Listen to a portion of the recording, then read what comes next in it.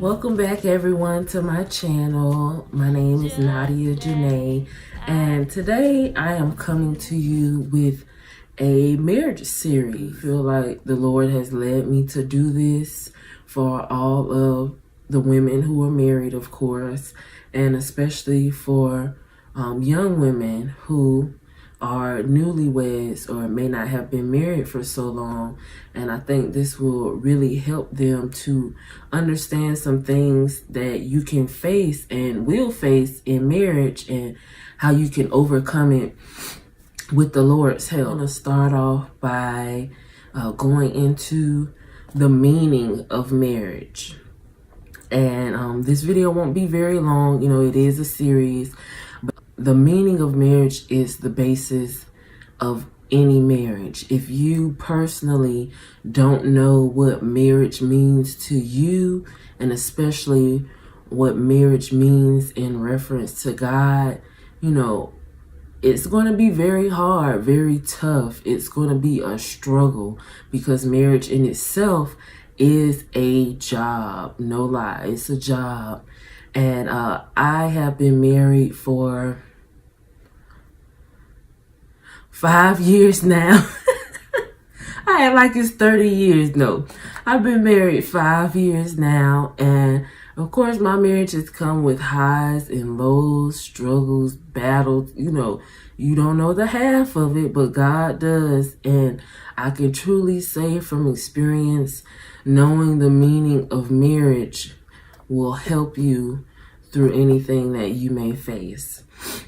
So, first and foremost, the one thing you should have at the center of your heart and the center of your mind always is that Jesus is your husband first. Before your husband, Jesus is your husband first. Before you met your husband, before y'all start dating, Jesus was your boyfriend. He was your husband. You know, he's the one who had your heart first, even if you didn't know him. So he first and foremost is your example of marriage. And I know that may be kind of weird.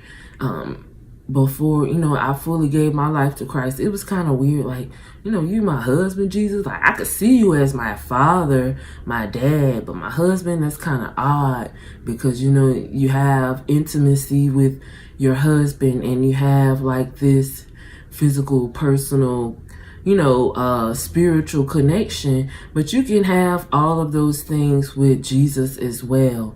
And he died for us so we could have that relationship, and you would be cheating yourself if you didn't take advantage of that, even inside of the marriage that you're in right now. So, for example,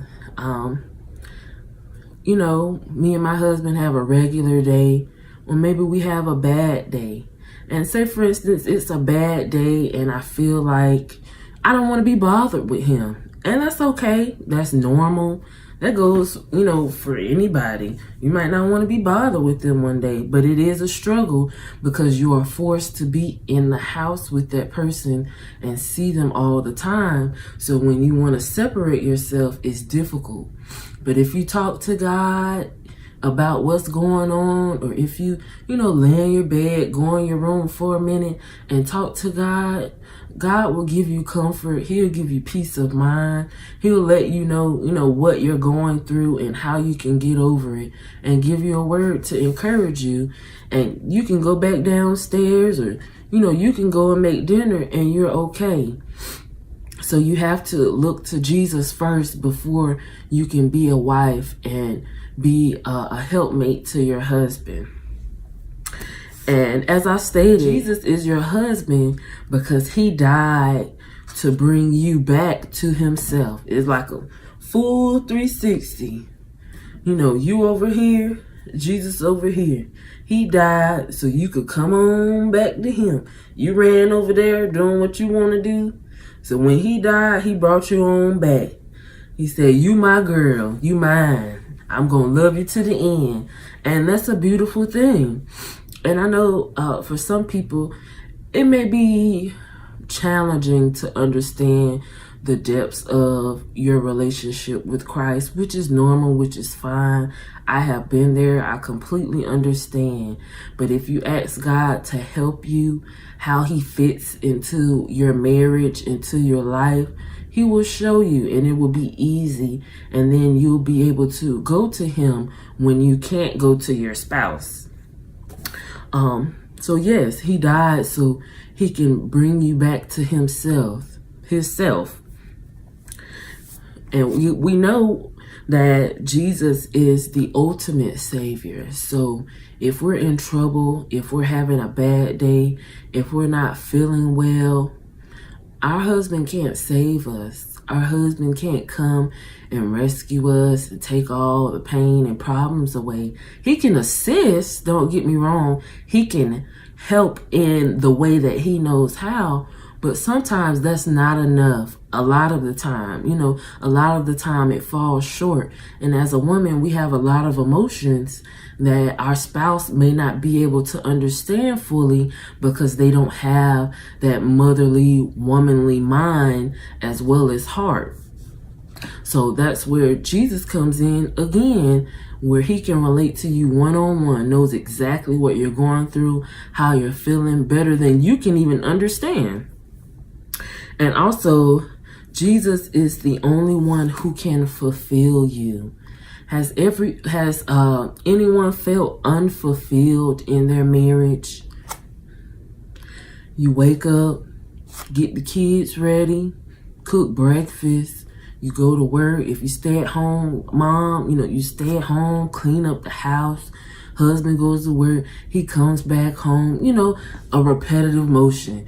Get the kids ready for bed. You done made dinner. Everybody ate. You cleaning up the kitchen.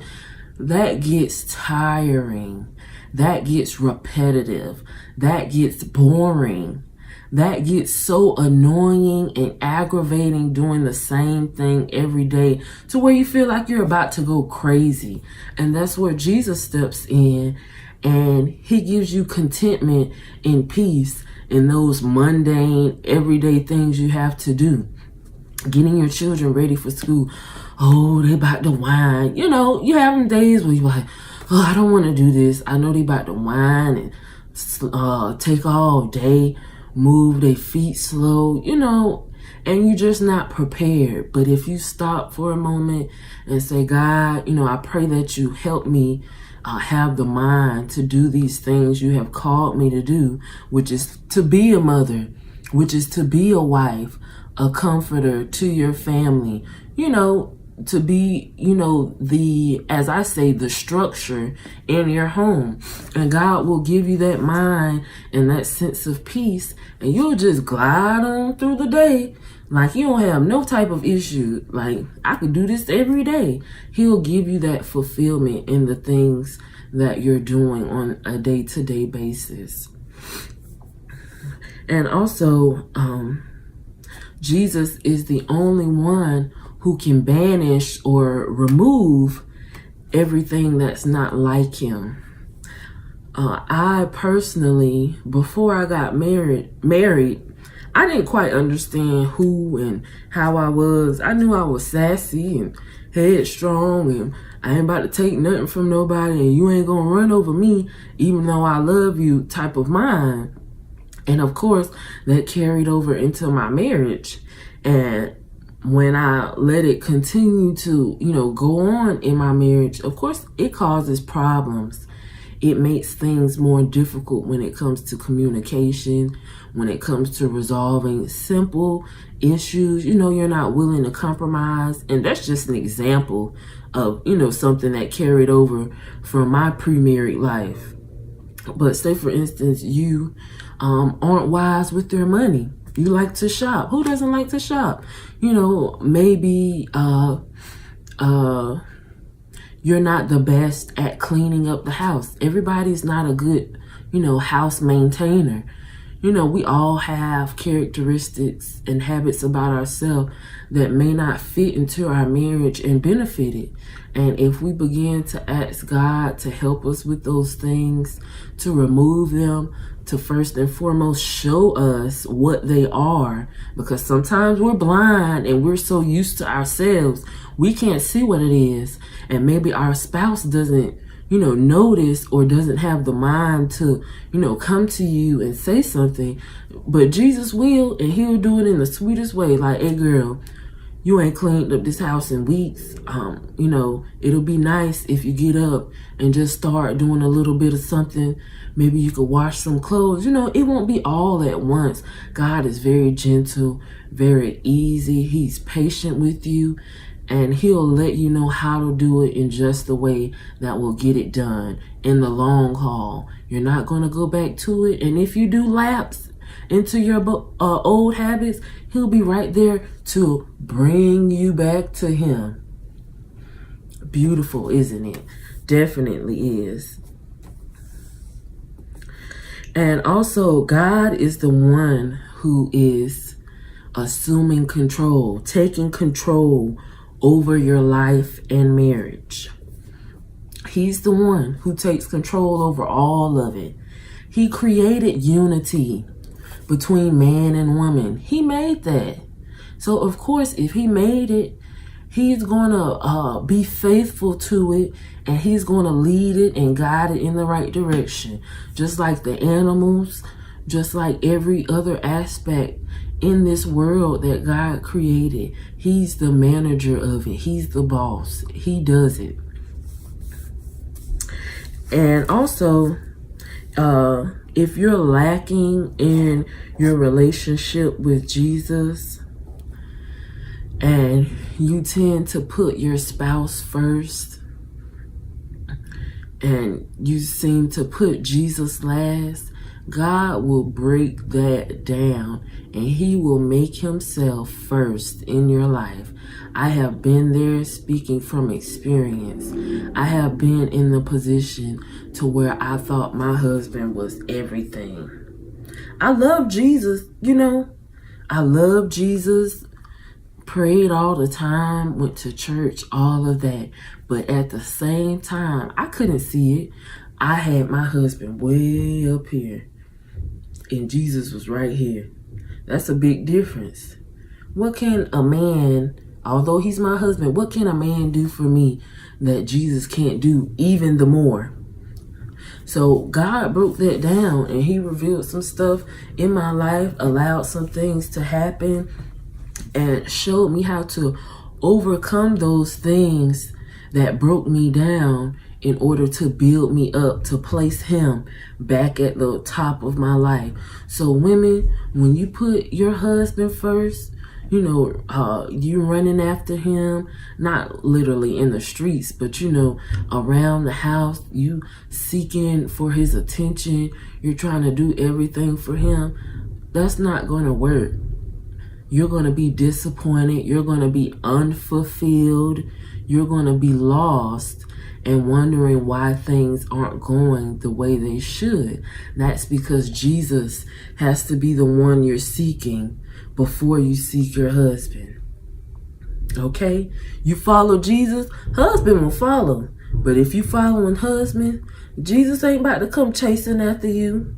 But he will bring you down and say, hey, cut that on down. Bring him, husband, right back down here and let me be right here. And he does it in a loving way, but you will get the point and you will understand, because Jesus loves you and he just wants the best for you. He doesn't want you led astray even by your own emotions, even by your own maybe good intentions, but they're not the right intentions. God will always show you who he is and remind you that he is first in your marriage. Jesus is your husband before your husband. And that is actually the end of my notes. I didn't want this video to be long. Thank you everyone who joined me today. I hope you liked the video. Share, comment, subscribe. If you have any questions or want to leave feedback, I am open to any and everything. And also, if you have some video suggestions, let me know and I'll see what I can do. I love each and every one of you. Be encouraged. Seek God first. And always remember that the storm doesn't last always. And Jesus is right there for you if you seek him.